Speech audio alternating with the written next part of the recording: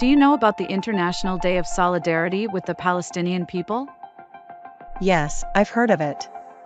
It's a day to support the Palestinian people and their struggle for self-determination. That's right.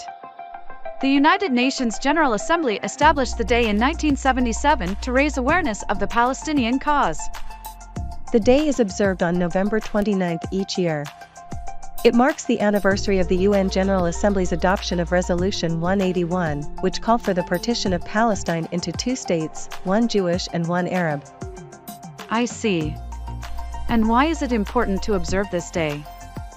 The day serves as a reminder of the ongoing struggle of the Palestinian people for their rights and the need for a just and lasting solution to the conflict. It also provides an opportunity to show solidarity with the Palestinian people and support their aspirations for statehood and independence. That's a great cause. What can we do to show our support?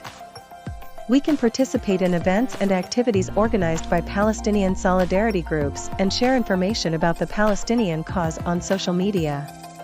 We can also advocate for a just and peaceful solution to the conflict and support efforts to end the occupation and achieve a two-state solution. That's helpful. I'll definitely look into ways to show my support. That's great to hear.